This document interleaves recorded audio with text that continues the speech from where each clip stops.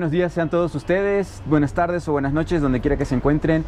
Bienvenidos nuevamente a otro programa más de Diagnóstico Social. El día de hoy vamos a conversar con Fernando Ibarra, presidente del Parlamento Laboral Ecuatoriano. Vamos a tomar temas sobre el trabajo en el Ecuador, cómo se encuentran los trabajadores de las distintas clases, ¿no? Porque trabajadores remunerados creo que somos la gran mayoría de las personas en el país y en el mundo, ¿no? Ecuador es un país muy joven, tenemos un 40% de juventud que no encuentra empleo o que tal vez está saliendo de la universidad con mucha expectativa de saber qué es lo que va a hacer, pero realmente no nos está yendo muy bien en el Ecuador. Realmente estamos en una zona, en una región en la que los derechos laborales no están muy bien. Hablamos de Colombia, hablamos de Perú, que son nuestros países más cercanos, vecinos. Y en el Ecuador tampoco las cosas han ido muy bien. Entonces, doctor, ¿cómo le ve usted a la situación en el Ecuador? Vamos a hacer este diagnóstico primeramente respecto a los síntomas. ¿Cómo están los síntomas? Ustedes desde el lado del Parlamento, ¿cómo lo ven? Bueno, primero, muchas gracias por la oportunidad. Siempre es un honor el poder compartir estos espacios de reflexión democrática. Efectivamente, el mundo del trabajo en el Ecuador está muy complicado. No es nuevo. Llevamos décadas en las que realmente no hemos podido ser capaces de tener un modelo productivo que logre la inserción de los ecuatorianos en el mercado formal del trabajo, y esto ha generado la explotación laboral, la precarización, el alto índice de desempleo y subempleo, que conlleva además una permanente reforma a los derechos fundamentales de los trabajadores en ánimo de tratar de menoscabar los mismos bajo la justificación de que para ser productivos y competitivos se requiere flexibilizar tanto la legislación laboral en cuanto a derechos como también los ingresos de los trabajadores, porque aquí en el Ecuador se habla mucho de la remuneración de los trabajadores ecuatorianos con respecto a la región, pero nadie se acuerda de que somos de los países más caros del mundo. Así es. Entonces, frente a esa situación, frente a esa realidad, nosotros tuvimos una gran expectativa cuando el presidente Moreno, antes de ser candidato, nos llamó desde Ginebra a pedirnos que lo respaldemos para ser candidato primero, que había revisado nuestras propuestas en materia laboral, entre esos un llamado al referéndum para que el pueblo ecuatoriano... Lenín Moreno le llamó a usted. Sí, okay. Para que sea el pueblo ecuatoriano el que el referéndum se pronunciara sobre los derechos fundamentales de los trabajadores y de la seguridad social. Moreno nos dijo en esa ocasión que él había revisado nuestra propuesta de referéndum y que la impulsaría porque consideraba que era la hora de recuperar derechos, de fortalecer la seguridad social en los términos que estábamos planteando, y que por lo tanto nosotros lo apoyáramos, trabajáramos buscando más vinculaciones sociales para fortalecer esa precandidatura que se transforme en candidatura y luego en la presidencia de la República. Estamos hablando del 2017. ¿Cómo se encontraba el Ecuador y los trabajadores en ese 2017? Ya había venido en la constituyente de Montecristi, se había avanzado en algunos derechos laborales, estábamos mejor que la región, o sea, estábamos mejor que Colombia, que Venezuela y que algunos otros países en algunos temas laborales. ¿Por qué le dice el candidato en ese momento, Moreno, que era importante hacer reformas? Porque sí, efectivamente se habían avanzado en unos campos, pero también habían algunos otros bemoles ahí, que en su momento inclusive lo conversamos con el expresidente Correa, y él estuvo de acuerdo de que había que avanzar más de lo que se había planteado, pero nos pidió prudencia para ir haciéndolo de manera poco a poco, escalonadamente, para evitar impactos drásticos, sobre todo con el sector empresarial, que obviamente mueve inmediatamente sus tentáculos. El proyecto del nuevo Código del Trabajo le costó al exministro Carlos Mar Carrasco el cargo. Sí, Carrasco, exacto. Porque efectivamente con él escándalo y todo lo sacaron, me acuerdo.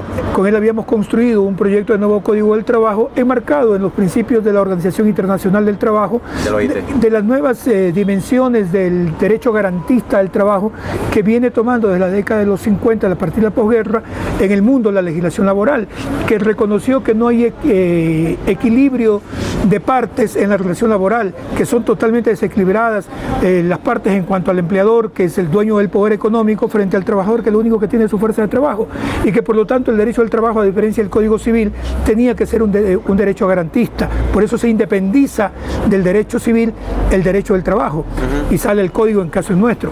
En esa dimensión se había planteado la necesidad de retomar ese camino de ir a reformas importantes que posibilitaran un modelo de trabajo con protección de derechos humanos fundamentales. Lamentablemente, nosotros, pese a todo el entusiasmo con el que emprendimos esa lucha, pese a las críticas que recibimos de alguna parte de nuestros sectores sindicales, sin embargo, lo asumimos con la confianza de que si se había iniciado un proceso de cambios en algunos temas muy importantes, en algunas otras cuestionadas, y el presidente Correa lo supo en su momento frontalmente porque nosotros lo cuestionamos, como por ejemplo el tema de las enmiendas. Sí. Pero obviamente había que retomar ese camino. Pensamos que Moreno era la alternativa, así se nos planteó de parte del mismo. Lamentablemente, a poco de posesionado el presidente Moreno, los diálogos... Junio del 2017. Los diálogos cortos y nada productivos nos dieron la pauta de que no había nada que hacer, que el gobierno no iba en función de lo que se había comprometido, que los derechos de los trabajadores estaban en grave peligro y que nos tocaba resistir. Yeah. Por eso inclusive yo a pocos meses salí ante los medios de comunicación a plantear algo que le pareció loco. Dije que no había presidente de la República, que había un desgobierno tomado por 4 vivos, encabezados en ese tiempo por un autodictador de apellido Cuesta, que decía: yo voto, yo contrato, yo mando, yo saco, yo pongo, yo vendo. Sí, Cuesta Caputo, sí. Y entonces que era necesario que el presidente Moreno, si algo de dignidad y lealtad le quedaba con los electores, debía dar un paso al costado con todo su gobierno para plantear una salida constitucional y que el pueblo vuelva a las urnas y escoja un presidente que quiera gobernar. Pero esos que lo mandaban o lo gobernaban a Moreno no lo permitieron, porque habían logrado el poder sin votos, pero... Muchos nos dijeron a nosotros que era prematuro, que recién comenzaba el gobierno, otros nos dijeron que no era democrático y nos dijeron de todo. Nosotros nos mantuvimos en nuestra posición con la triste y lamentable circunstancia de que el tiempo nos iba dando cada vez más la razón.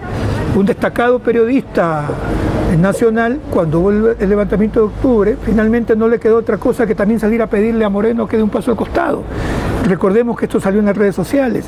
Entonces, ahí una vez más se confirmó, ya era un poco tarde, por cierto, porque el país no debió por qué sufrir el desgobierno de Moreno, el entreguismo del gobierno de Moreno a la derecha política y económica. Y a cierto gremio de empresarios. Y a los empresarios, no a ciertos gremios, realmente a los todas gremios. Las cámaras. El Comité Empresarial Ecuatoriano puso los ministros.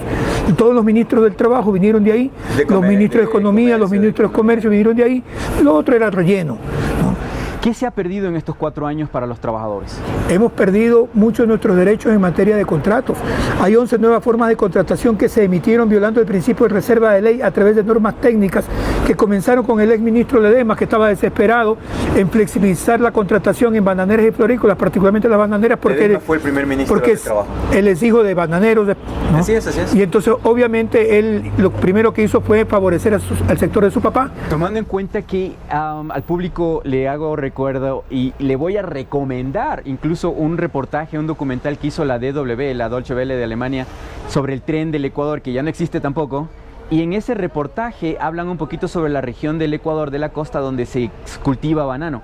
Y se menciona específicamente en ese documental algo que debería darle vergüenza al Ecuador como Estado a nivel internacional, y es que los alemanes mencionan de que estos trabajadores que trabajan en las bananeras, en el sector del camarón, del banano, del cacao, son sobreexplotados.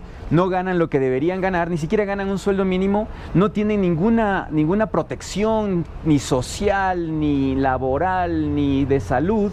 Son expuestos a químicos que causan cáncer y nadie los indemniza, nadie los apoya, nadie los colabora. Entonces Moreno pone un ministro para quitarles a un poco que tenían. Exacto. De hecho, esto generó una polémica pública a través de un importante medio televisivo, porque obviamente en mi condición de presidente del Parlamento Laboral Ecuatoriano, en ese momento también, coincidencias de la vida, yo salí públicamente a cuestionar la situación desde que se anunció, porque se veía para dónde iban. Y claro, salió el ministro Ledesma, inclusive a descalificarme diciendo que yo conocía el campo solamente cuando iba de picnic. El pobre hombre se olvidó de que, por ejemplo, yo me gradué de agrónomo en Colegio de Agronomía y que yo soy de Milagro, zona que está vinculada al sector bananero. Mi abuelo paterno es que en paz descanse, es bananero. Teníamos tierras allí en el sector, en el Oro, que parte de mi familia es de allá, en el sector de Tendales, en el Guavo. Así que conocemos de lo que estamos hablando en este momento. Entonces yo me permití decir que la diferencia entre él y yo es que yo sí conocía porque estaba en la zona, me había educado, formado en el campo de la agricultura, mientras que él sí iba solamente a recibir la mesada, como bien hijito de papá, los fines de semana a la bananera. A la bananera. Y al final de cuentas se marcó un principio realmente funesto para los derechos de los trabajadores, porque por este mecanismo Ledesma promulgó 4 nuevas formas de contrato en las que ya la jornada de trabajo se podía mover al libre albedrío de los empresarios, donde ya trabajar sábado o domingo no representaba recargo adicional alguno, lo mismo que trabajar en la noche. Se podían hacer jornadas de hasta 12 horas sin ningún tipo de inconveniente, es decir, destrozó todos los derechos que establecía en el Código del Trabajo en la relación formal. Lo que habíamos avanzado en el gobierno de Correa, eliminando el contrato a plazo fijo, que había sido un instrumento de explotación, eliminando el contrato por horas, simplemente Ledesma dio un plumazo bajo el argumento de norma técnica, cogió y promulgó estas nuevas formas de contrato, que luego la siguieron Andrés Ledesma y terminó con la administración de IS, ¿no? Perfecto, bueno, vamos al primer corte. Estamos conversando sobre los trabajadores y sobre el diagnóstico de cómo se encuentra el sector laboral en el país, así que regresamos dentro de un momento.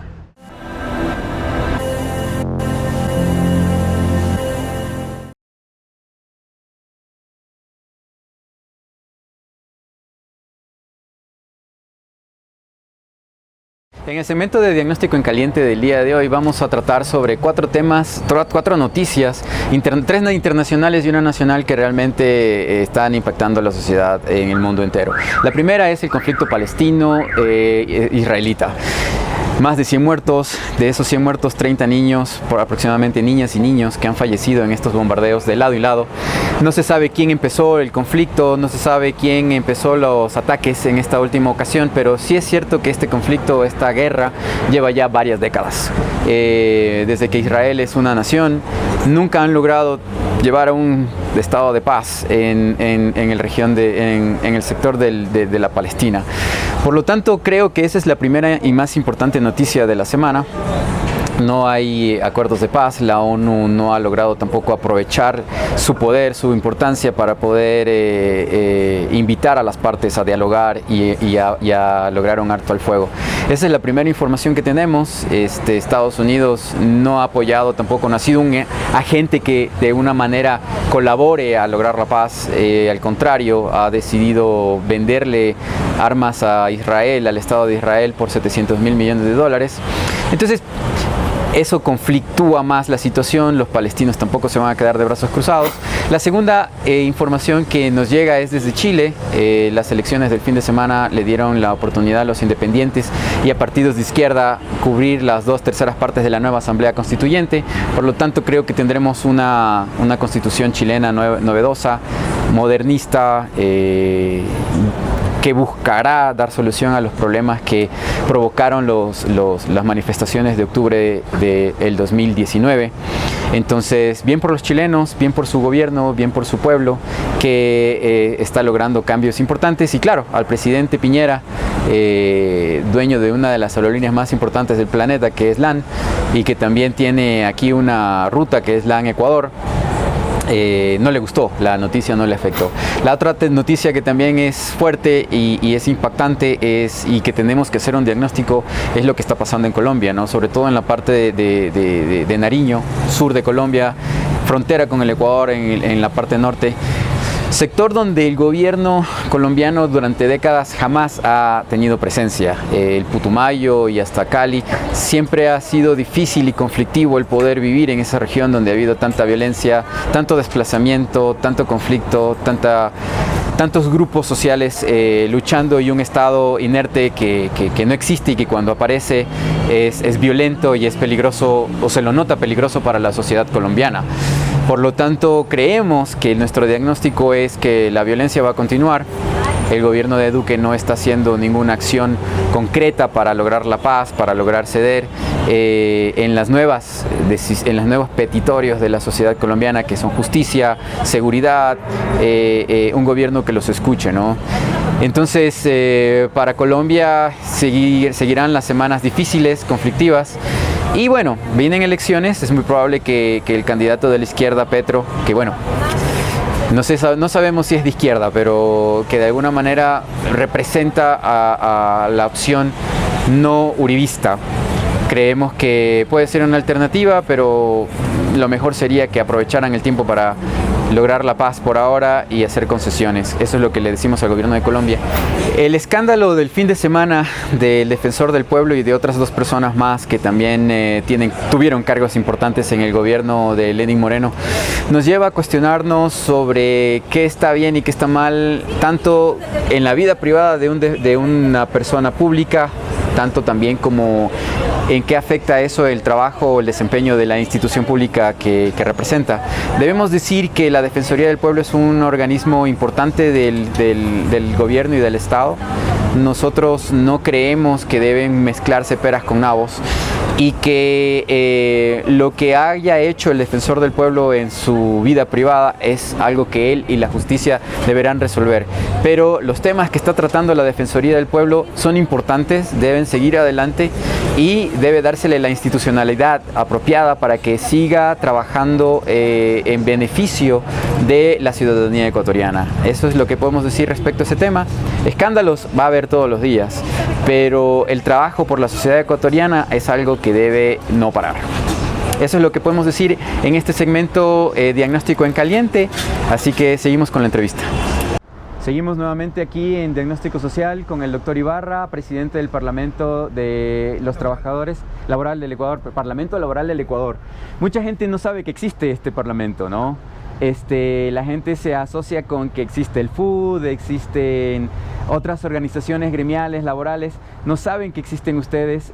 Cuéntenos un poquito la historia para que la gente también sepa cómo es que se da esto del Parlamento Laboral en el Ecuador. Bueno, históricamente nosotros, yo soy presidente de la Central Ecuatoriana de Organizaciones Clasistas, la CEDOCLAS, la más antigua de este país, 1938.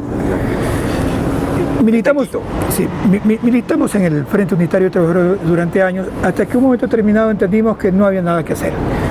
Eran reuniones largas, cansinas, intrascendentes, de poca seriedad para cumplir con los acuerdos que se llegaban. Mucha política o politiquería, menos acción. Yo diría que falta de visión del cambio que el movimiento sindical tenía que asumir. Lo digo como periodista, lo digo con experiencia propia. Cuando te invitan los gremios de empresarios, Cámara de Comercio, Cámara de Industrias, a sus foros, a sus reuniones, o son en hoteles caros con cóctel y todo lo demás, o son en sus edificios bien bonitos en las ciudades importantes del país, y cuando te vas a una reunión del FUD, lo digo frontalmente, te vas a una casa vetusta en el centro de la ciudad donde se ve que no ha habido inversión en el techo, ni en el baño, ni nada por el estilo, en un galpón, a escuchar griterío por unas 2, 3, 4 horas, y la única consecuencia de esas reuniones es ir a la calle a protestar y a gritar por 30 o 40 años.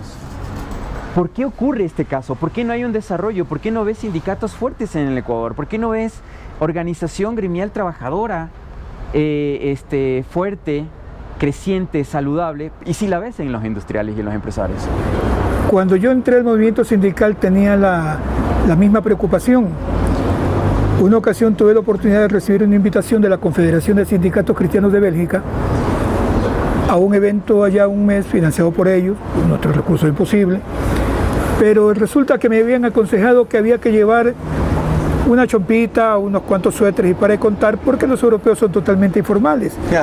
Oh sorpresa, cuando llegué, el compañero que nos servía la comida en el Instituto de Formación Obrera andaba de traje y corbata, muy puntuales, muy estructurados, con una organización tipo empresarial, sin perder para nada su conciencia social. De hecho, me acuerdo que en ese tiempo el presidente de la Confederación de Sindicatos Cristianos de Bélgica era vicepresidente de la Junta Bancaria, porque ellos eran dueños de una mutual de las más importantes de Bélgica. Entonces, es normal, las pensiones de los trabajadores entendí que estábamos equivocados. Así es. Y cuando asumí la presidencia de la CEDOC, precisamente nos preocupamos de cambiar también las formas. Hasta cuando nos presentamos en la prensa, hasta cuando nos presentamos nuestras propuestas, hasta cuando organizamos nuestras reuniones, porque efectivamente a título de ser obrero se piensa que tenemos que ser lo último, ¿no? Y no es verdad. La formación, la educación, las formas no se pueden perder, no se pueden desestimar para pintar una imagen. El tirar piedras en las calles, ojo, siempre ha sido la lucha en las calles, es verdad, sí. Pero paralelamente no puedes dejar de pensar, pues. si no elaboras propuestas consistentes, que las puedas soportar técnicamente, que les puedas dar un contenido con un criterio válido, verificable, difícilmente vas a poder entrar en una mesa de negociaciones, porque se te derrumba el discurso rápidamente. Y siempre reactivos y no proactivos. ¿Por qué siempre esperar a poner muertos para que tanto el gobierno cambie su actitud como también los sindicatos? ¿A qué voy? El octubre rojo del 2019 nos trajo muertos y no nos trajo consecuencias positivas como resultado. O sea, todo lo que se luchó, todo lo que se peleó, todo lo que se gritó no se consiguió. Y en el caso de Colombia es la misma historia. Y lo que pasa en Perú de la misma manera. ¿Por qué no somos organizados como sindicatos? Y lo digo como trabajador porque todos los que tenemos edad laboral, se puede decir, necesitamos un respaldo, necesitamos ser gremiados, necesitamos estar organizados, necesitamos tener dirigentes que estén a la vanguardia, que estén proactivos, que estén avanzados. Pero lastimosamente yo no me siento protegido, no me siento apoyado, no me siento dirigido por el FUDO, por cualquier organización gremial de trabajadores en el Ecuador. De hecho, no existen sindicatos, que prácticamente Ecuador ha perdido la sindicalidad. ¿Qué hacer? O sea, estamos hablando de los síntomas. Como enfermos, porque sentimos que estamos enfermos, primer síntoma, no tengo quien me represente o siento que no me represente. En este caso estamos conversando con usted para que los trabajadores sepan que hay esta organización que es la que usted preside. Pero más allá, los que están en la calle, los que deberían estar en la fábrica, los que deberían ir a visitar a los compañeros para saber si se respetan las condiciones laborales, de seguridad industrial, etcétera, etcétera, nunca van, no existen, no hay. Creo que fue un gravísimo error también lo de Correa. Parece que también en su gobierno hubo algunas decisiones que hicieron destruir tanto la sindicalidad en la parte pública. Sí, habían sus fallas, muchas fallas en gobiernos anteriores, pero lo destruyeron todo. Lo digo porque también fui empleado público. Y en lo privado ni se cuente, ¿no? Sí, realmente el Parlamento Laboral Ecuatoriano surge producto de esa metida de mano también en el movimiento sindical, cuando comienza a fraccionarse a las centrales sindicales con el nacimiento de otras nuevas. Y entonces nosotros, frente a la inmovilidad propositiva del FUT, decidimos promover la creación del Parlamento Laboral Ecuatoriano con estos nuevos actores, para darle otra imagen, otra forma... Parlamento Laboral Ecuatoriano. Para darle otra forma de actuar y de pensar al movimiento sindical. De hecho, por eso, inclusive el logotipo del Parlamento no tiene la hoz ni el martillo, ni el yunque. O sea, más modernista, más progresista. Sí, más actual, ¿no? Okay. Hasta para que los jóvenes se identifiquen con otra forma de... Este siglo son más socialistas que nosotros en nuestros tiempos. Un poco en el marketing también. Sí, y entonces en esa línea creamos una marca, decimos nosotros. Las centrales sindicales del Parlamento Laboral decidimos guardar nuestras siglas y todo el mundo hablar a nombre del Parlamento Laboral para posicionarlo como tal. Y lo hemos logrado. Los medios de comunicación saben efectivamente que desde el 2014, desde el 2014 somos un actor sindical y político, porque el movimiento sindical no puede estar al margen de la política. Eso es debe estar al punto principal. Y entonces hemos hecho otro tipo de actuación, proponiendo siempre, acudiendo donde hay que acudir. Cuando hemos tenido que ir a las Cortes, vamos a las Cortes a presentar nuestras demandas debidamente fundamentadas. Cuando hay que presentar alternativas, hemos presentado cómo hay que reformular el modelo de producción del país, porque aquí se hacen todas las reformas, menos se comienza por donde hay que comenzar. Y entonces por eso es que todo nos falla. Cambiamos la Constitución a cada rato, sin un gran acuerdo nacional de qué modelo de sociedad y de producción queremos darnos. Y entonces, claro, esa Constitución viene con grandes proclamas, pero sin una realidad apegada a lo que la sociedad ecuatoriana ha venido desarrollando. Claro. Y no interpreta esa realidad. Si usted de ahí deriva las leyes a partir de esa nueva Constitución, sigue cometiendo el mismo error.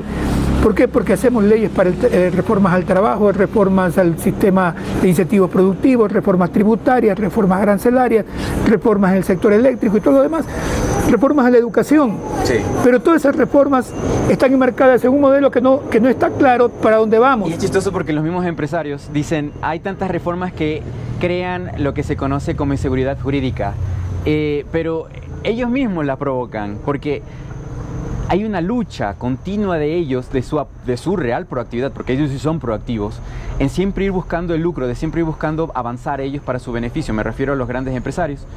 Y después viene la réplica de los trabajadores. ¿Cómo educamos al empresariado nacional latinoamericano? El problema de los empresarios ecuatorianos es que ellos exigen lo que no cumplen. Porque, por ejemplo, el tema de la seguridad jurídica, ¿acaso los trabajadores no tenemos derecho a la seguridad jurídica? ¿Y por qué violan nuestros contratos laborales cuando les da la gana? Claro. ¿Por qué violan nuestros derechos establecidos en el Código del Trabajo cuando les da la gana? ¿Por qué violan nuestros derechos humanos fundamentales establecidos en la Constitución y en los tratados internacionales de derechos humanos? Entonces ahí hay un doble discurso, hasta una falta de calidad moral. Nosotros hemos tenido y desarrollamos buena relación con el sector empresarial en lo que se establece una relación cordial para poder sentarse a una mesa, ¿no? Porque uno no puede ir con el garrote a negociar o a conversar. Es difícil que los trabajadores puedan meter el garrote en la mesa. Entonces tenemos que ser capaces de ir con propuestas, con argumentos válidos para poder cuestionar lo que haya que cuestionar, reconocer lo que hay que reconocer y avanzar. Porque no se trata de echarle la culpa solamente a un lado. Nosotros, parte de la debilidad del movimiento sindical es fruto de nuestros propios errores, no solamente la imposición del modelo neoliberal, las reformas flexibilizadoras a la legislación laboral. Esa es una parte importante del debilitamiento del movimiento sindical en el mundo y particularmente en el Ecuador. Pero también tenemos graves problemas de nuestro propio accionar sindical, nuestro fraccionamiento, la falta intereses particulares de ciertos líderes. Claro, la falta de identidad de clase, porque hemos preferido los intereses políticos del grupo político al que nos afiliamos que realmente el interés general de la clase trabajadora. Nadie se explica cómo en momentos de graves crisis, por ejemplo, tengamos dos bloques sindicales cada uno disparando por su lado. Yo siempre pongo este ejemplo. Cuando nos hemos topado en el escenario internacional con los compañeros del fútbol, somos grandes amigos, nos tomamos un trago, comemos juntos. El avión está de regreso, aterrizando aquí en Ecuador y ya no nos conoce, ya no se despiden. Entonces hay un comportamiento bien extraño que atenta contra esa necesidad de unidad, de un cambio de mentalidad. El movimiento sindical requiere reformularse íntegramente, requiere entender que no basta con salir con una bandera roja, ¿no?, unos cuantos cohetes y un megáfono a gritar. Así es. Que se requiere una revolución en el debate. Si somos capaces de revolucionar el debate, entonces vamos a forjar una nueva clase dirigencial. ¿Se están dando esos debates? Al interior nuestro sí. De hecho, inclusive nosotros hemos desarrollado programas de formación política sindical con jóvenes y con mujeres sindicalistas para generar esta nueva hornada de dirigentes, porque nosotros también ya el tiempo nos va exigiendo que demos un paso al costado. No nos aferramos a la dirigencia sindical. Lo que pasa es que un luchador social no se retira nunca. No, claro. Pero obviamente quisiéramos ya... Esa es su otra esposa. Quisiéramos ya la inserción de una nueva generación que visualice la importancia, la trascendencia de la lucha por los derechos fundamentales de la clase trabajadora, que no se trata del obrero de la fábrica nomás, que hoy el profesional requiere. Los gremios de profesionales están dedicados a regalar agendas y canastas navideñas, pero no sirven para nada. En las universidades y en los colegios no se está enseñando los derechos laborales. Quizás sea esa una de las fallas, que los chicos no se están preparando, no se están formando con respecto a sus derechos como futuros trabajadores. Al contrario, les dicen que si aceptan en su empresa un sindicato van a fracasar como empresarios, que no hay que permitir eso. Sí. Alguna ocasión a una compañera secretaria de nuestra organización, por cuestionarle eso al profesor, la quisieron dejar de año. Okay. Nosotros tuvimos que ir a hablar con el decano de la facultad para exigirle que le recalifique el examen como correspondía, porque no podía tomarse ese tipo de actitudes. Sí, claro. Pero en parte nosotros, repito, tenemos responsabilidad en eso. Ahora, ¿qué es lo importante? Lo importante es que hay que replantear toda la estrategia del movimiento sindical frente a esas nuevas necesidades y demandas que la población laboral del país exige y que requiere, que necesita y que nosotros responsablemente estamos obligados a dárselas, a dotárselas. Si esta generación, que ya estamos en los 60 años casi todos, no entendemos esa parte y no asumimos con responsabilidad la transición en el movimiento sindical, al final de nosotros no habrá quien apague la luz. Y eso será grave para los derechos de los trabajadores ecuatorianos, porque aún estando nosotros se han violentado derechos, se han aprobado flexibilidad laboral brutal como la que ha pasado en estos últimos 4 años, en la que incluso cobardemente, y perdónenme la expresión, cobardemente, Moreno, aprovechándose del encierro por la pandemia, hizo lo que como varón y como presidente no pudo antes de la pandemia. ¿Por qué antes no se atrevió a meter todas esas reformas? simple y llanamente porque sabía que se caía. Cuando nos encerró producto de la pandemia, entonces ahí sí se sintió el gran reformador y le entregó a diestra y siniestra nuestros derechos a un sector empresarial que es de tercera o cuarta generación y que sigue pensando que con los mismos fierros viejos de hace 40 años que compraron sus padres o sus abuelos deben seguir ganando lo mismo que sus padres y sus abuelos y que no han invertido un solo centavo. Si usted revisa cuántos empleos se han creado a partir de las famosas leyes de incentivo tributario, de incentivo de la producción, encontrará que hay 0 empleo creado por ellos, que solamente recibieron los beneficios que toda la sociedad en su conjunto les dimos. Ley humanitaria. Claro, luego la ley de apoyo humanitario, pero con la ley de incentivo a la producción recibieron más allá de 2.000 y pico de millones de dólares. Ah, sí, les perdonaron. Les perdonaron, ¿no? Entre 4.000 a 3.500. Que fueron dineros de la sociedad, que debieron servir para educación, debieron servir para carreteras. Que se quejaban. Le metieron la mano incluso los recursos del IES para agravar su situación.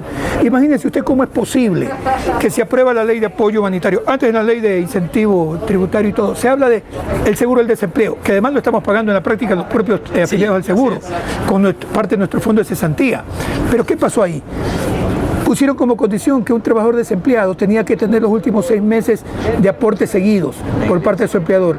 Pero la ley dice que el empleador puede diferir el pago, le garantizar una morosidad. Entonces, ese trabajador no tiene acceso al seguro de desempleo. Se burlaron una vez más, como se ha burlado de los $500 que ahora yo te ofrecí, busca quien te dé. Exactamente. Bueno, tenemos el segundo corte en este momento, regresamos después del comercial y vamos a hablar un poquito sobre, ya sabemos que el enfermo está prácticamente en terapia intensiva, ¿no? No hay UCI porque también hay COVID, así que vamos a hablar a ver qué posibilidades tenemos para estos próximos 4 años, qué es lo que se debe hacer, así que volvemos después del corte.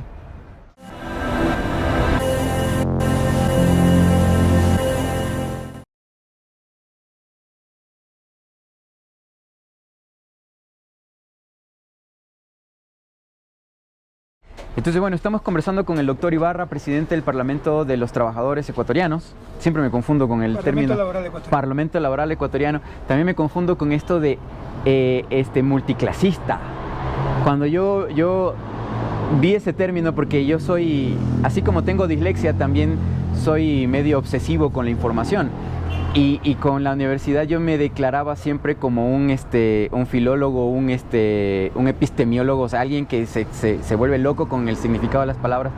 Y le investigué bastante sobre multiclasista, porque tú dices clases sociales, o sea, clasista, tú piensas en clases sociales.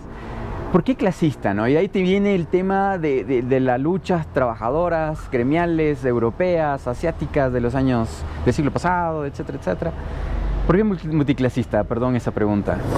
Porque nosotros consideramos que la sociedad es un conjunto distinto. De clases. De clases. El problema no es que sean de clases, el problema es que esas clases muchas se transformaron en castas. Y entonces cuando se transformaron en castas, obviamente viene el abuso de poder. Nosotros como trabajadores no es que no tengamos aspiraciones a ser millonarios, entre comillas, pero realmente un trabajador no anda pensando en ser millonario, anda pensando en tener una vida digna, poderle mandar a sus hijos a la escuela, al colegio, a la universidad, darle una buena educación, darle una vida digna. La pirámide de Maslow, las necesidades. Así es. Pero lamentablemente en las sociedades en general, la acumulación obscena del dinero termina generando castas, ¿no? Y cuando la sociedad se transforma en castas, entonces sí hay otro tipo de confrontación. Cuando se es multiclasista se puede entender aquellos que más tienen y las necesidades de los que menos tienen y buscar puntos de encuentro. Porque la verdad de una sociedad no le escribe un solo sector. La verdad de una sociedad se escribe en conjunto, con esos pequeños espacios de verdades que cada sector tiene. Con eso se construye la verdad colectiva que hace que una sociedad determine para dónde quiere ir, qué modelo de sociedad se quiere dar, qué modelo de desarrollo se quiere dar. Si no tenemos claro ese tipo de conceptos, difícilmente vamos a poder orientar bien a los sectores a los que representamos, quienes nos escuchan, quienes confían en nosotros. ¿Cuál es el modelo de Ecuador? ¿Qué modelo estamos viviendo en este momento? El problema es que nosotros vivimos el modelo de caos, porque es lo que nos dejó Moreno. O sea, hay alguien que está mandando ahí. En el caos siempre hay alguien que se impone, sí, ¿no? Es que siempre al río revuelto ganancia de pescadores. Pero obviamente eso no significa que haya una sociedad medianamente estructurada. Tan cierto es que nos dijeron que nos devolvían la institucionalidad a partir de la consulta popular. se nombró a un gran prohombre, entre comillas, a quienes hasta se le hizo funerales de Estado, a Trujillo, y ahí vemos los resultados. El nefasto Trujillo. Y ahí vemos el resultado. La Corte Constitucional promedio 7, una mediocridad total con una que otra Varios excepción. de los jueces, es solamente de 3 minutos investigar el pasado de los jueces constitucionales. Tenemos a una jueza, Quirós, no es Quirós, que fue la presidenta de la Cámara del área de mediación de la Cámara de Comercio de Guayas. Tenemos a otra jueza constitucional que representó a mineras y a petroleras. Tenemos así y así y así. Y eso es la Corte Constitucional, un desastre. Vamos después a la Corte Nacional. Los jueces de la Corte Nacional. ¿Qué pasa en el Ecuador? ¿Dónde está la Defensoría para los 19, casi 19? Contraloría, Procuraduría General del Estado. Todos son trujillistas. Y la misma fiscal, con todos los bemoles, altas y bajas. Yo me acuerdo con horror aquello de que, sí, yo tengo 10 sobre 20, pero eso es honestidad. ¿Desde cuándo la mediocridad académica es honestidad? Y vamos donde las papas queman otra vez. Un pequeño diagnóstico que se me fue en caliente, lo de este fin de semana.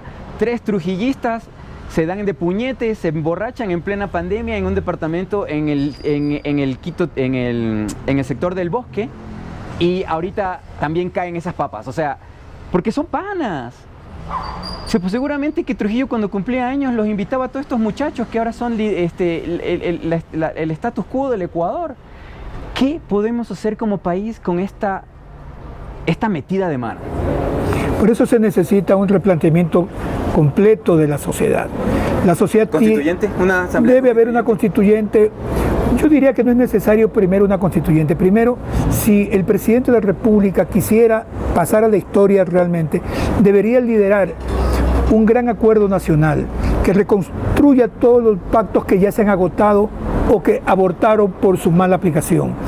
En esa línea, ¿qué se requiere? Se requiere que sectores como los empresarios, como los trabajadores, como la academia, como los sectores urbanos, jóvenes, mujeres, pudieran confluir primero a dialogar, porque si se va a la constituyente, cada uno va a disparar su propia constitución. Sí. Y el espacio para el dialogar es mínimo ahí.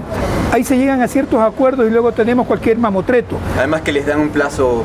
Entonces se requiere plantear una agenda de país desde otra perspectiva. Okay. A ver, ¿qué tipo de sociedad somos y qué queremos ser? Esa es la pregunta que le hago. ¿Cuál es el modelo que estamos siguiendo? Y lo pregunto porque yo siempre digo que el capitalismo que vivimos es socialismo para ricos. O sea, ellos son subvencionados por el Estado, y ejemplos en el morenismo hay. Ellos, si pierden, todos tenemos que darle a ellos para que no caigan, pero si ellos ganan, esas ganancias se privatizan solo para ellos. Entonces es un socialismo para ellos. El resto los mantiene, pero es un capitalismo para el pobre, en el sentido de que si el pobre no tiene para la pastilla, se muere. Si el pobre tiene o no tiene para educarse, se educa. Si no, no. Entonces, ¿por qué la gran mayoría se deja? Porque nos han vendido un concepto distorsionado de Estado, por ejemplo. Sí. Se dice el Estado y la sociedad como dos cosas separadas. No, el Estado es solamente la representación jurídica de la sociedad. Totalmente. Y en consecuencia lo que el Estado hace, buscas, entre comillas, lo mejor para el conjunto de la sociedad. Yo me pregunto, si el Estado no hubiera sido Estado empleador en los niveles que fue en las últimas 2 décadas, sí, ¿acaso la guerrilla urbana no hubiera tenido un caldo de cultivo más próspero en el Ecuador? Si el Estado no entra a intervenir en materia de empleo, a hacer lo que los empresarios privados no podían hacer y no han podido hacer durante décadas. No lo van a hacer tampoco. Y no lo van a hacer porque tienen un montón. Ecuador no es un país que ha llegado a la revolución industrial. Ecuador no es industrial. Así es. Entonces, ese es un gran mito de que el empresariado industrial, no existe industriales en Ecuador. Existen comerciantes, mercaderes que especulan, y también agricultores que explotan a los agricultores. Entonces, en esa línea. Eso es lo que es Ecuador. Exacto, imagínate tú en esa línea. ¿Cómo tú puedes pensar que si el Estado, para darle servicios a la sociedad que lo constituye como su representación legal, no contrata más personas? ¿Cómo he de cuestionar yo eso? Aquí se cuestiona por cuestionar, se habla del Estado obeso, el Estado obeso, el Estado obeso. Hay una que otra distorsión que hay que corregir, obviamente, porque no todo está bien. Así es. Pero no se puede descartar, destruir el concepto de Estado, porque se está destruyendo la sociedad en su conjunto. Y tengamos ejemplo de empleos que se perdieron por esta idea que usted menciona del Estado obeso. No tenemos correo, No sé qué hicieron con las máquinas del correo. Los aviones de TAME, no sé a quién se los regalaron, pero tampoco vendieron a TAME y no se sabe qué va a hacer con esos empleados. ¿Qué otras empresas? Por ejemplo, había empresas que ni siquiera se imagina el pueblo que había. Por ejemplo, la de mobiliario. Había una empresa pública de mobiliario porque aquí ni siquiera fabrican sillas. Y el Estado se dio cuenta de que para los ministerios y para la industria nacional pública no habían sillas. Tocó hacer una industria de sillas. Esa empresa pública se desbarató. Nadie sabe dónde se están haciendo las sillas ahora o quién las trae o las importa. Ahora se importan, ¿no? Pero antes estaban empezando a fabricar. Pero es que hay un sinnúmero de cosas. Pero es que la empresa privada le exige al conjunto de la sociedad, a través de su representación llamada Estado, el que le privatice, entre comillas, los negocios para poder ella acumular. Yo me pregunto, ¿por qué una sociedad, por ejemplo, le ha de entregar a un sector de ella muy minoritario el manejo de sus recursos naturales para que ella acumule, gane, obtenga grandes utilidades, cuando esos recursos pueden servir para todo el conjunto de la sociedad, tenga mejor salud, mejor educación, mejores vías, mejor seguridad? Y esto nada tiene que ver con ser comunista ni cosas por el estilo. Es pragmatismo. Es cuestión de racionalidad pura, digo yo. Exactamente. Entonces, aquí cuando alguien plantea una cosa así, la mejor manera es descalificarlo. Como se descalifica todo, porque los ecuatorianos somos campeones para descalificar. O comparar. Con otras realidades. Pero además comparamos mal, ¿no? Sí, claro. Comparamos desde nuestra propia ventaja. Decimos, los salarios en el Ecuador son extremadamente altos para la región y por lo tanto no somos competitivos. Hay que bajar salarios, hay que flexibilizar la legislación laboral. Sin embargo, nunca se pregunta, por ejemplo, en Colombia, con lo que gana un trabajador colombiano como mínimo, ¿a cuánto le alcanza para comprar la canasta básica familiar? Y nos topamos que en Colombia se compra entre un 80-85%. 65% de Colombia es pobre. ¿Qué puedes tener como industria para venderle a esos pobres? Más que aceite, huevos y pan. Hay una anécdota que... Si queremos ir a Perú, pero es peor. Hay una anécdota que pasó un día, ¿no? Me invitan los directivos de la Cámara de Industrias a su aniversario. Y entonces fui cortésmente a participar. También me han invitado. Y entonces presentaron una conferencia magistral con un conferencista español. Y el experto contaba esta situación, decía, ustedes saben cuál es la historia de Sara, y nos contaba la historia de Sara, el éxito del empresario de Sara. Y al final contó esto, dijo, Sara hizo un estudio del costo de sus prendas en el mundo, y resulta que en el Ecuador se venden 7 veces más caras que en el resto del mundo. Y entonces yo me pregunté y digo, ¿y nosotros ganaremos 7 veces más que en el resto del mundo? Exacto. ¿Por qué los empresarios cuando hacen sus comparaciones no le dicen la verdad a la gente? $50 una camisa. Así es. La misma que normalmente usted en Bangladesh les cuesta a ellos fabricarla en $4. Ni tanto. Y con el transporte de barco, pero ojo, la camisa de Sara da mucho más trabajo que mucha industria agrícola que menciona, que decía el señor Lasso en su campaña, ¿no? Vamos a incentivar la agricultura porque es el futuro, etcétera, etcétera. Una camisa emplea por lo menos a 20 personas, incluyendo el transporte. Entonces, se hace necesario un liderazgo. Si Lasso quisiera pasar a la historia, debería pensar de esa manera. Y no porque lo esté diciendo yo, sino porque es el sentir de muchos de los ecuatorianos. Hay que reconstruir el pacto social con otros elementos. ¿Cree que Lasso va a ir por el pacto social? Tengo mis dudas. Yo diría que tiene las condiciones para hacerlo por la situación del país, porque es un hombre que ya su carrera política en la práctica está liquidada, su propia salud. Está enfermo. Claro, por eso su propia salud. Porque le sobra dinero a él y a todas sus generaciones, no necesita acumular. Yo conozco gente rica y quiere más plata. Sí, totalmente de acuerdo con eso. Pero digo, son enfermedades. Si uno analiza las condiciones, diría, Lasso, si quisiera pasar a la historia y ubicarse en ese top de los presidentes que marcaron una historia positiva en este país, podría hacerlo. Las condiciones están dadas. Porque todos estamos en la idea. Tan cierto es que Correa y Nebot se han sentado en la mesa para conversar en el ánimo, inclusive con el propio Lasso, en el ánimo de buscar avanzar más allá de los odios o las revanchas y tratar de reconstruir lo poco que queda de institucionalidad del país. Entonces, si Lasso ubica bien esa oportunidad y los elementos que hay en este momento, podría darse esa gran oportunidad. El país requiere de eso, requiere de dirigentes gremiales, requiere de la academia, requiere de dirigentes sociales que pensemos en ir con una posibilidad de construir una sociedad para todos, no desde mi sector, sino desde la visión del conjunto de la sociedad. pensando siempre en una democracia real, con justicia social, con redistribución de la riqueza, con participación efectiva, con renovación generacional producto de la capacidad y de la militancia comprometida. Porque no es verdad que los jóvenes tienen que ocupar los puestos porque ya son jóvenes. Los jóvenes tienen que ganarse también ese espacio. Claro. Cuando yo fui ascendiendo en mi actividad política y sindical, nadie me regaló nada por ser joven. A mi juventud, al ímpetu de mi juventud, le agregaba todo mi compromiso y militancia en la lucha. Y la rebeldía, que los jóvenes Claro. tienen una ventaja que es su rebeldía. Entonces los jóvenes se hicieron revolucionarios de redes sociales. Pero cuando hay que ir a las calles donde las papas queman, entonces los jóvenes están viendo si se ponen primero la crema para el sol, si hay batería en el celular, si hay batería en el celular, y se hacen el selfie. O sea, hemos perdido ese nivel de conciencia. Los jóvenes para ganarnos nuestro espacio tienen que demandarnos ese espacio con militancia, con compromiso, y no en el campo sindical, sino en la sociedad en su conjunto. Me recuerdo una anécdota que como periodista, ¿no? En octubre yo cogía la cámara así y todo, ya me estaba yendo por la puerta de mi casa y mi señora, que estaba embarazada, se ponía en la puerta y dice: ¿quieres que se me salga el hijo? ¿Quieres que se me salga el hijo? Si tú no vuelves aquí, ¿qué? Y ya cogía la cámara, la dejaba con la mochila y me tocaba ver con canguil, como dicen en el fútbol, por tele el asunto, y por teléfono tratar de hacer las cosas que podía, pero a mí no me dieron permiso. Pero volviendo al tema de Lasso, para que él termine el gobierno de 4 años, tendría que hacer lo que usted menciona, como primer receta para este síntoma. Pero y si no lo hace, que la naturaleza, mi abuela decía, el lobo pierde los pelos pero no las mañas. Personalmente no creo que Lasso vaya por ese camino. ¿Cree usted que Lasso termina a los 4 años? Yo creo que si no replantea totalmente su estrategia ahora como presidente, difícilmente va a poder culminar su periodo. Porque no va a tener la aplanadora de Moreno. Porque no va a tener la aplanadora, pero además por ahí hay una cuestión: no tiene base social. No hay base social. Tiene una chequera. Claro, no hay partido político estructurado, ideológico.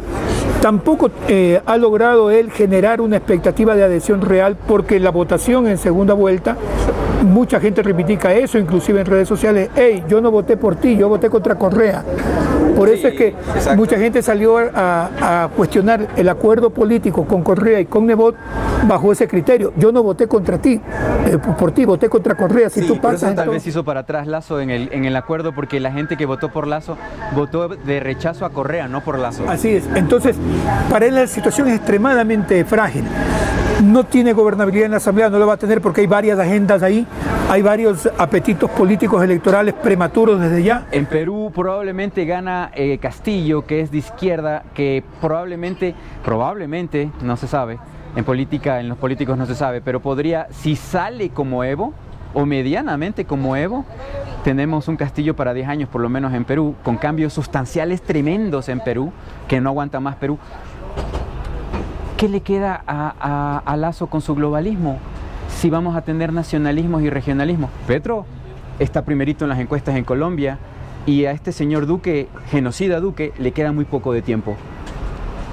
Vamos a tener un lunar que se llama Ecuador en Sudamérica, porque en Brasil ya está cantada la cuestión también de que se vuelve para la izquierda o se vuelve el nacionalismo de Lula.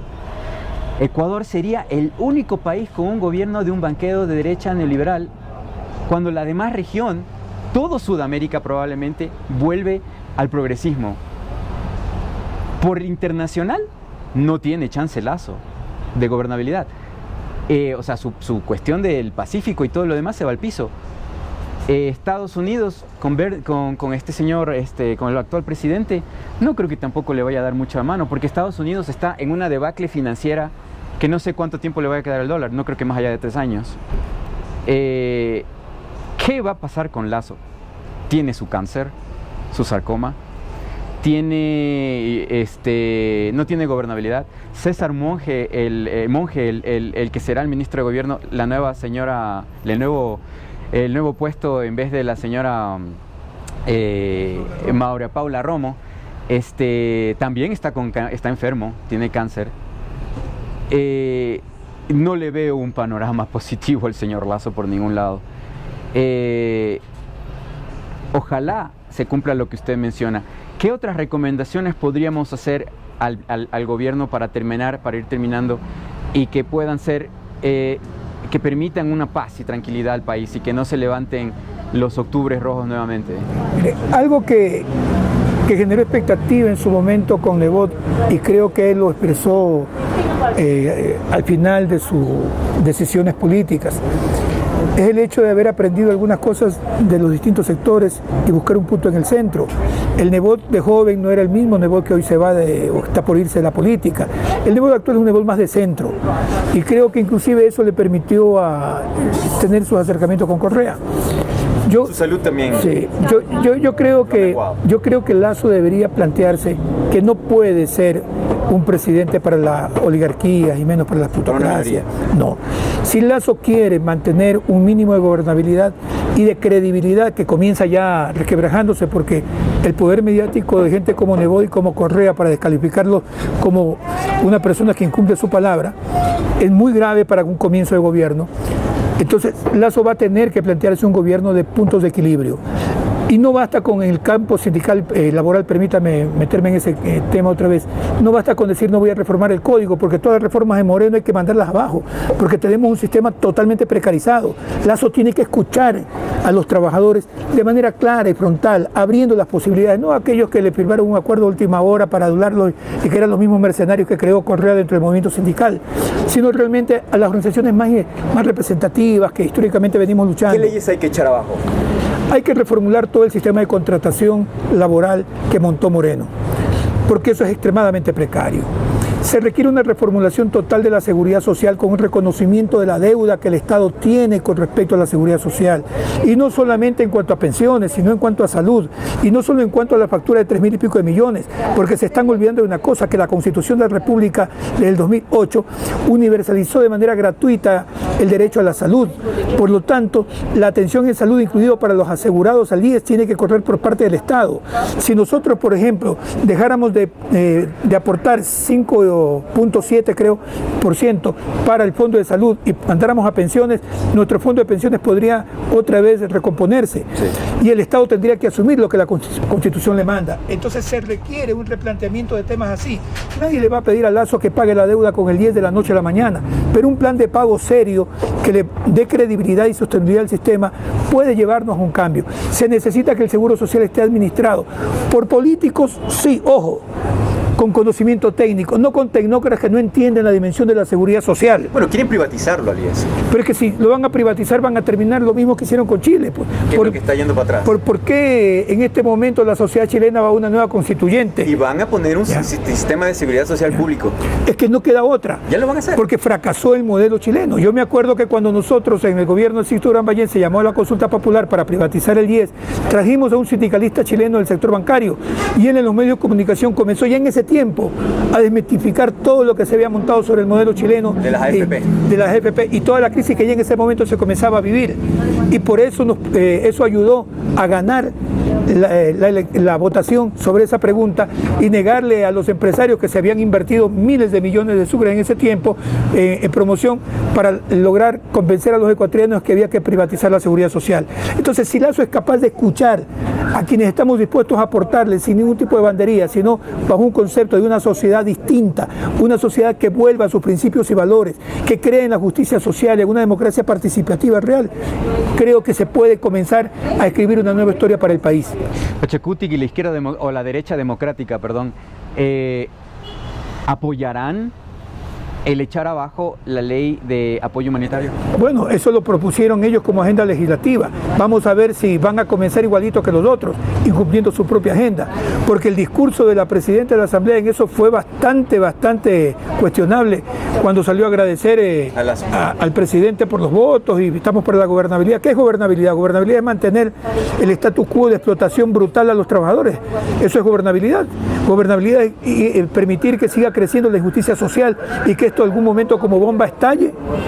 Eso es gobernabilidad. No, la gobernabilidad no es eso. La gobernabilidad es una sociedad democrática en la que la democracia sirva para garantizar libertades y las libertades sirvan para una vida digna, decente para toda la gente. Una última pregunta para terminar. ¿Cuál debería ser en este momento el sueldo mínimo en el Ecuador, tomando en cuenta que en los 4 años de Moreno no subió nada? Normalmente deberíamos estar por lo menos en $600, cerca de la canasta básica familiar. Es difícil pedirle que de la noche a la mañana haya una subida tan grande, por los impactos que se pueden dar, por la manipulación del mercado. Pero sí creo, y lo hemos dicho siempre, ¿por qué no, por ejemplo, llegar a un acuerdo para que en 5, 6 años, 8 años máximo, la canasta familiar vaya de la mano del salario básico unificado? Para eso está la posibilidad de construir acuerdos. Y esa es la obligación de un presidente de la República, construir esos grandes consensos. Y si hay un sector que no tiene la predisposición de consensuar, para eso está la consulta al pueblo. De tal manera que el pueblo se pronuncie sobre esos temas. Se pueden estructurar así consensos que vayan permitiendo otro tipo de gobernabilidad. Porque, repito, a mí no me venden esa gobernabilidad de esclavitud laboral.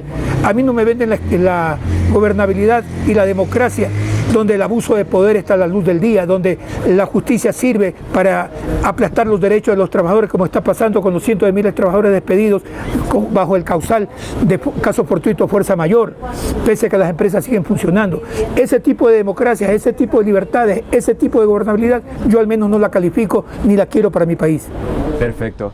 Muchas gracias, doctor Ibarra. Ha sido un honor poder conversar con usted y tener la oportunidad de explicar a la sociedad ecuatoriana regional de Latinoamérica, porque sabemos, mandamos saludos a Venezuela, Colombia, donde nos están viendo mucho también, en Chile también. Esta situación está explotando en toda la región.